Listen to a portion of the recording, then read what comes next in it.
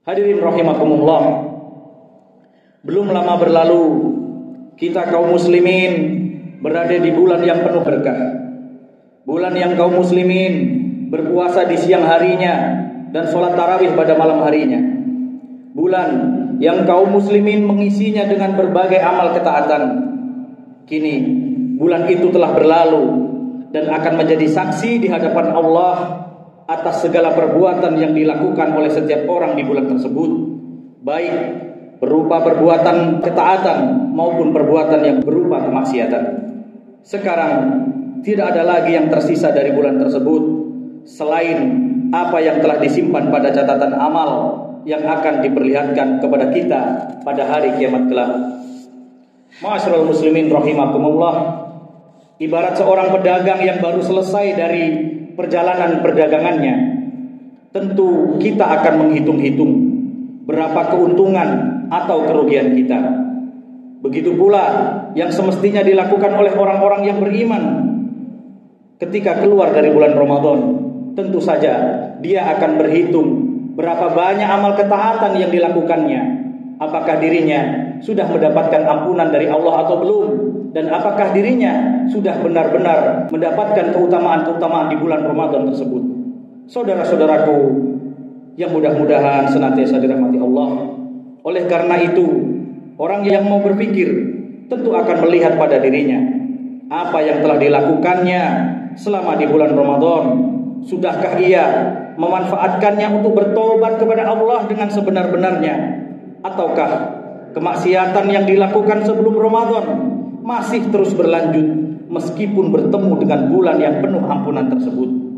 Jika demikian halnya, maka hendaknya kita takut, di mana Rasulullah SAW bersabda, celakalah orang yang bertemu dengan bulan Ramadan namun belum mendapatkan ampunan ketika berpisah dengannya. Meskipun demikian, tidak berarti bahwa sudah tidak ada lagi kesempatan bagi diri kita untuk memperbaiki diri. Karena kesempatan bertobat tidaklah terbatas hanya di bulan Ramadan.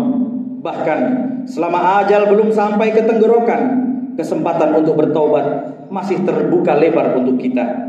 Meskipun bukan berarti pula seseorang boleh menunda-nundanya. Semestinya dia segera melakukannya, karena kematian bisa datang dengan tiba-tiba dalam waktu yang tidak disangka-sangka. Seandainya seseorang mengetahui kapan datangnya kematian, maka harus dipahami pula bahwa tobat adalah pertolongan dan taufik dari Allah. Dengan demikian, seseorang tidak bisa memastikan bahwa dirinya pasti akan bertobat sebelum ajal mendatanginya.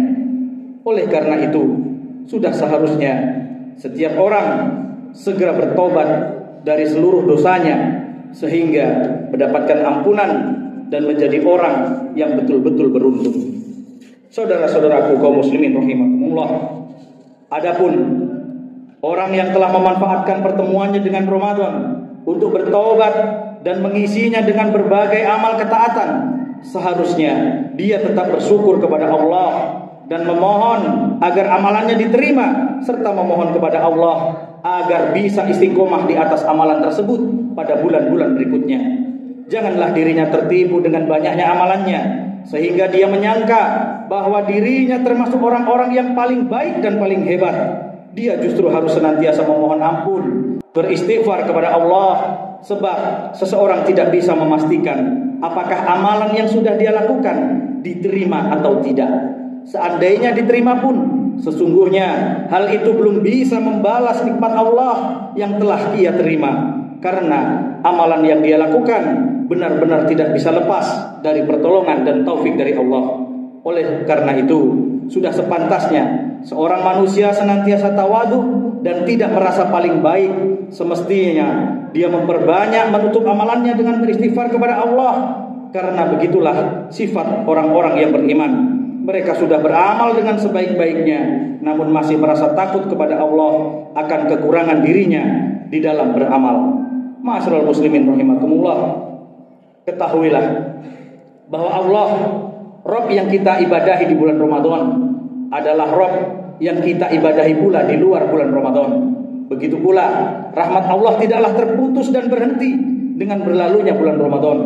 doa yang senantiasa kita panjatkan kehadiran Allah di bulan Ramadan, janganlah kemudian kita tinggalkan begitu saja. Begitu pula membaca Al-Quran yang senantiasa kita lakukan di bulan Ramadan, janganlah kita tinggalkan setelah berlalunya bulan Ramadan. Bahkan ibadah puasa pun semestinya tetap kita lakukan meskipun di luar bulan Ramadan, karena masih sangat banyak puasa sunnah yang memiliki keutamaan yang besar bagi orang-orang yang menjalankannya. Di antaranya adalah puasa 6 hari di bulan Syawal. Begitu pula sholat malam, qiyamul lail, adalah amalan ibadah yang semestinya tidak berhenti dengan berlalunya bulan Ramadan, meskipun dilakukan hanya dengan beberapa rakaat saja. Hal ini karena menjaga sholat malam adalah salah satu sifat dari wali-wali Allah, sebagaimana tersebut di dalam firman Allah, tatajafa junubuhum 'anil madaji yad'una rabbahum khaufan wa tama'an wa mimma razaqnahum yunfiqun. Lambung mereka jauh dari tempat tidurnya untuk mengerjakan sholat malam, dan mereka selalu berdoa kepada Rabb-Nya dengan penuh rasa takut dan rasa harap, serta mereka menginfakkan dari sebagian rezeki yang kami berikan kepada mereka. Saudara-saudaraku kaum muslimin rahimakumullah, akhirnya kita memohon kepada Allah agar Allah berkenan menerima amalan-amalan kita dan memberikan kekuatan kepada kita agar senantiasa mampu untuk istiqomah menjalankannya. Mudah-mudahan Allah mengampuni seluruh kesalahan kita.